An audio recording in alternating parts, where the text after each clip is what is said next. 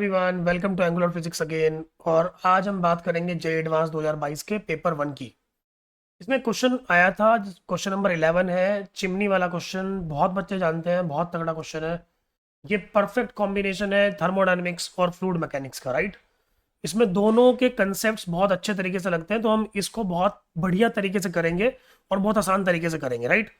सिर्फ और सिर्फ आपको सुनना है कंसेप्ट क्या लगा रहा हूँ और कैसे लगा रहा हूँ, ठीक है। इतनी बात बहुत आसानी से हो जाएगा। मैं फिर से बोल रहा हूँ, प्लीज लेकिन वीडियो को लास्ट तक देखो, बीच में मत छोड़ देना, ठीक है। इतनी बात।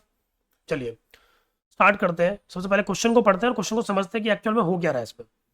बोला गया an ideal gas of density rho equals to 0.2 kg per metre cube enters the chimney of height h at the rate of alpha equals to 0.8 kg per second.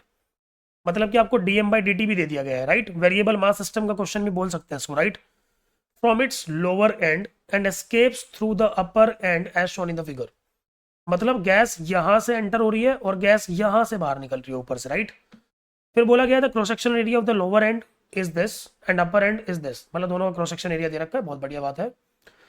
Pressure और टेम्परेचर लोअर एंड पे दे रखा है 600 pascal and 300 kelvin, और temperature दे रखा है अपर and का, मतलब ऊपर वाले एंड का आपको प्रेशर नहीं दिया गया है, राइट।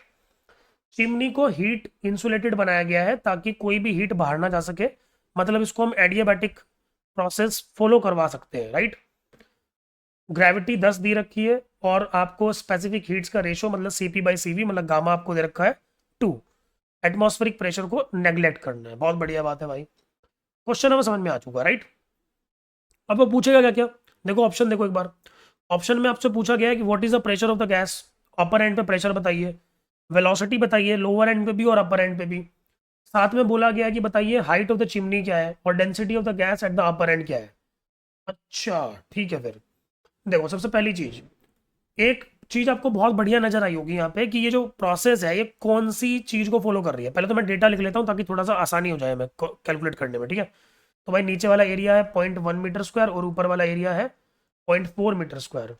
नीचे वाला प्रेशर है 600 पास्कल और टेम्परेचर है 300 केल्विन। ऊपर वाला टेम्परेचर दे रखा है 150 केल्विन और यहाँ का प्रेशर हमें पता नहीं है, राइट और रॉन्ग। ये सारी कंडीशंस हमें फिलहाल दी गई है, राइट। अच्छा, अगर कोई भी गैस एडियाबैटिक प्रोसेस को फॉलो करती है तो आपको एडियाबैटिक की इक्वेशन तो पता ही होगी। क्या होती है इक्वेशन, बताओ जरा। पी वी की power gamma equals to constant, और गामा भाई ऑलरेडी दे रखा है इस प्रोसेस में, राइट। गामा की वैल्यू क्या 2 है, तो मेरे हिसाब से पी वी की पावर 2 इक्वल टू कॉन्स्टेंट, ये हमारी इक्वेशन बन गई, राइट और रॉन्ग। इसमें कोई दुविधा होनी नहीं चाहिए मेरे हिसाब से, राइट। अच्छा लेकिन यार ये वॉल्यूम की बात नहीं कर रहा है कहीं भी, ये तो बात कर रहा है टेम्परेचर की। तो हमें इस इक्वेशन को पहले टेम्परेचर में कन्वर्ट करना पड़ेगा, राइट। बहुत बच्चों को शायद से याद भी हो इक्वेशन, लेकिन मैं एक बार बना के दिखा देता हूँ कैसे बनती है, ठीक है। तो भाई मुझे पता है कि आइडियल गैस है, तो आइडियल गैस की इक्वेशन को तो फॉलो करेगी। तो पीवी की पावर 2 इक्वल्स टू कॉन्स्टेंट मेरे पास फिलहाल इक्वेशन है। और मैंने बोला कि क्या ये पीवी इक्वल टू एनआरटी को फॉलो करेगी, बिल्कुल करेगी। तो मैं तो वॉल्यूम को हटाना चाहता हूँ, तो मैंने वॉल्यूम की वैल्यू लिखी एनआरटी बाई पी और उसको यहाँ पुट कर रहा हूँ।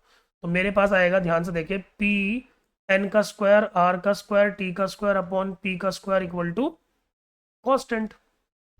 तो मुझे यहाँ से मिल रहा है भाई पी की पावर -1 और टी की पावर 2 इक्वल टू कॉन्स्टेंट। मतलब मैं बोल सकता हूँ T square upon P equals to constant. मतलब ये मेरी इक्वेशन है, राइट रॉन्ग। अब मैं इस इक्वेशन को अप्लाई कर देता हूँ लोअर एंड पे चिमनी के और अपर एंड पे चिमनी के, राइट। तो यहाँ से मुझे प्रेशर मिल जाएगा। देखो करते हैं अप्लाई फटाफट से। हम लिखेंगे T1 square upon P1 equals to T2 square upon P2, ठीक है। नहीं बात बताइए जरा। नीचे वाले पे टेम्परेचर कितना है 300, तो 300 का स्क्वायर हो गया। P1 कितना है नीचे वाले पे 600, ऊपर वाले पे टेम्परेचर कितना है 150, 150 का स्क्वायर हो गया। नीचे P2 हमें निकालना है, राइट और रॉन्ग। तो हम इसको सॉल्व करेंगे तो ध्यान से देखो ये क्या आएगा। ये आएगा P2 इक्वल्स टू 600 अपॉन 2 का स्क्वायर। मेरे हिसाब से आंसर आएगा 150 पास्कल। बोलो हाँ या ना। मतलब कि ऊपर वाले एंड पे प्रेशर आ चुका है, कितना आ चुका है 150 पास्कल। अब मुझे सोच के बताइए, क्या पहले ऑप्शन में बोल रखा है pressure of the gas at the upper end of the chimney is 300 pascal. गलत हो गया ये ऑप्शन। अरे हाँ या ना। बहुत बढ़िया तरीके से समझ में आ गया, बहुत बढ़िया, ठीक है। आगे बढ़ते हैं। अब बोला गया भाई वेलोसिटी बताइए लोअर एंड पे भी और अपर एंड पे भी, है ना। लेकिन यार यहाँ पे ना एक बढ़िया चीज ये है कि भाई साहब यहाँ पे ना डीएम बाई डी टी दे रखा, तुम्हें अल्फा दे रखा ना। अल्फा मतलब डीएम बाई डी टी कितने रेट से चिमनी में एंटर हो रही है gas, that is 0.8 kg metre per second, right. अरे मतलब केजी पर सेकेंड है वो, राइट। 0.8 kg पर सेकेंड मतलब 1 सेकेंड में इतनी गैस एंटर हो रही है, राइट।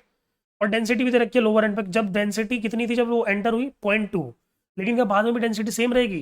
कोई जरूरी नहीं है। अच्छा, अब तक हम जो फ्लूइड्स पढ़ते थे उसमें क्या पढ़ते थे हम? Incompressible fluids. उसमें डेंसिटी कांस्टेंट रहती थी, लेकिन यहाँ पे डेंसिटी कांस्टेंट शायद से नहीं होगी।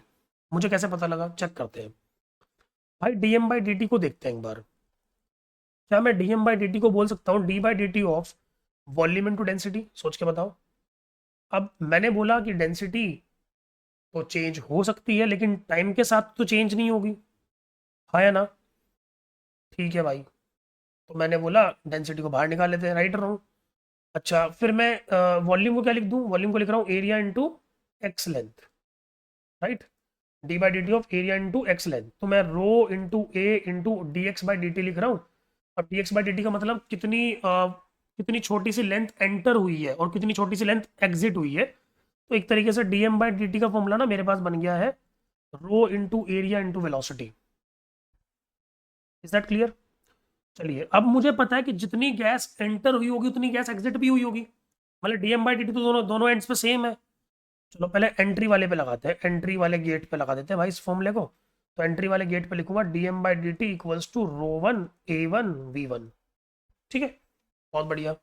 क्या भाई ऑलरेडी हमें बता रखा है कितनी गैस एंटर हुई थी? भाई 0.8 kg पर सेकेंड हुई थी। भाई साहब डेंसिटी कितनी थी? डेंसिटी 0.2 थी भाई साहब। इंटू एरिया कितना था लोअर एंड पे? 0.1 था भाई साहब। और वी वन बता दीजिए। चलिए वी वन निकाल लेते हैं। वी वन मतलब 0.8 अपॉन 0.2 इंटू 0.1। आंसर है 40 मीटर पर सेकेंड। मेरे हिसाब से वी वन आ चुका है, राइट रॉन्ग? मतलब लोअर एंड पे जब गैस एंटर हुई तो कितनी स्पीड से हुई भाई साहब? 40 मीटर पर सेकंड से, राइट रॉन्ग?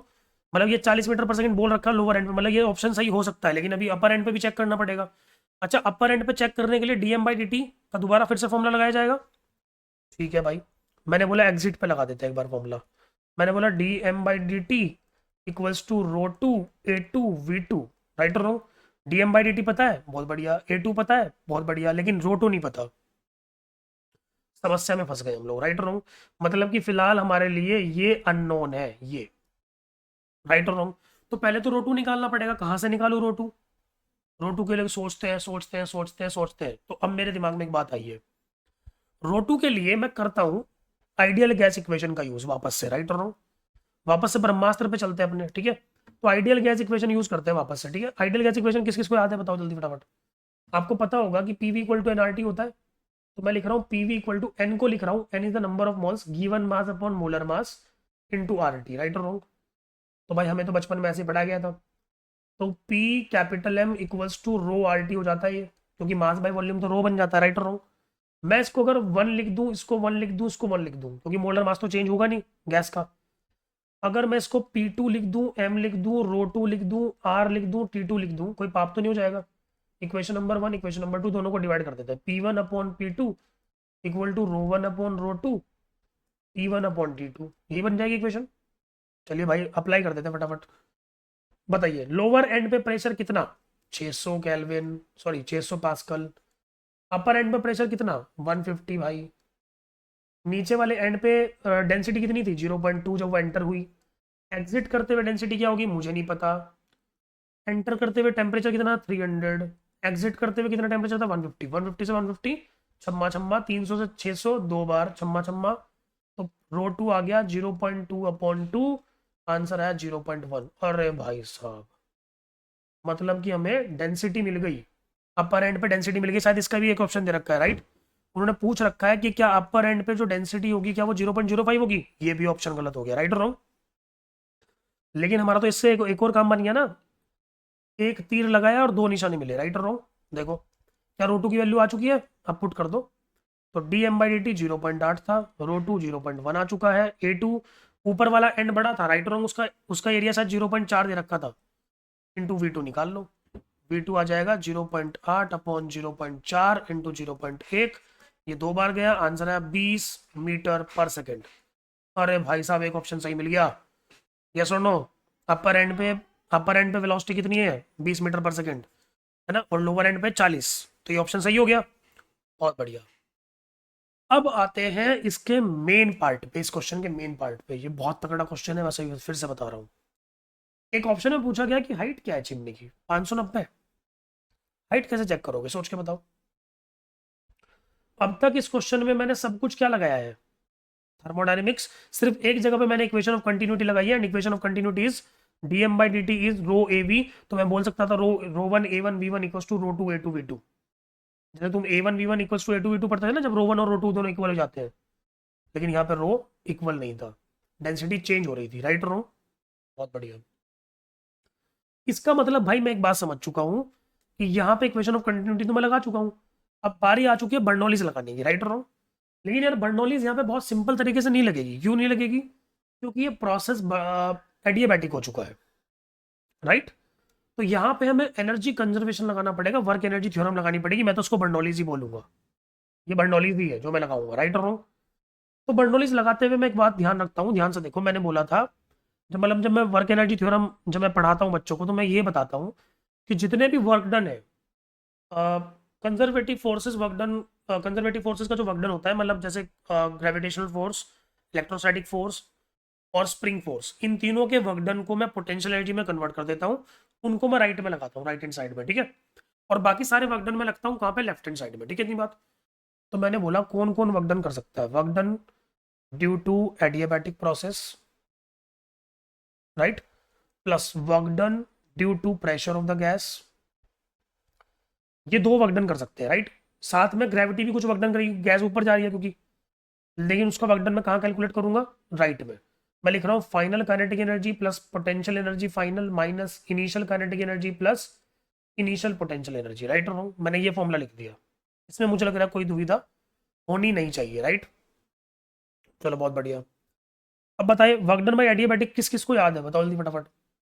याद होगा 1/γ-1 इंटू P1V1 माइनस P2V2 होता है, प्लस प्रेशर का वर्क डन क्या होता है, बोलो बोलो फटाफट, प्रेशर का वर्क डन भी यही होगा, P1V1 माइनस P2V2, बहुत बढ़िया, इक्वल्स टू लगाते हैं, ठीक है।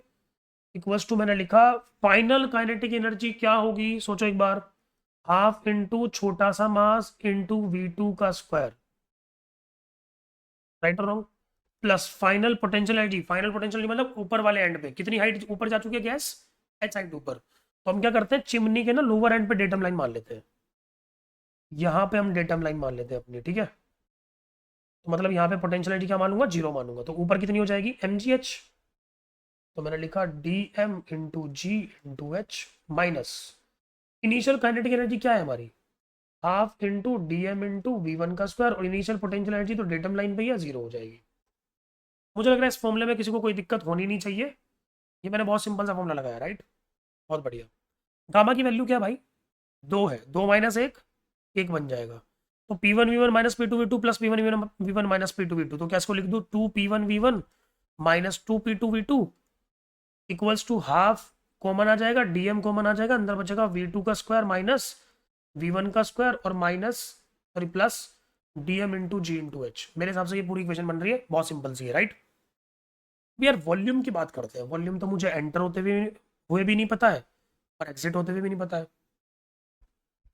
हाँ या ना, बहुत बढ़िया। लेकिन क्या मुझे ये तो पता है कि dt टाइम में कितनी वॉल्यूम एंटर हुई है, राइट और रॉन्ग। तो 2p1 इसको मैं लिख रहा हूँ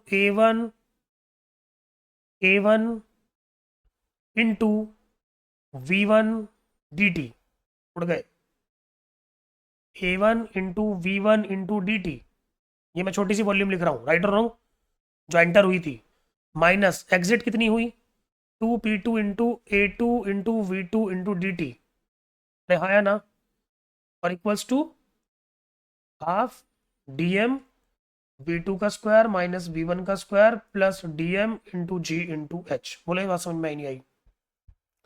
तो अब मैंने बोला कि भाई dt को ना एक काम करो, लेफ्ट हैंड साइड से राइट हैंड साइड में ले आओ, ठीक है। तो क्या बन जाएगा, 2p1a1 into v one minus 2p2a2 into v2 equals to half dm by dt into v2 का स्क्वायर माइनस v1 का square plus dm by dt into G H.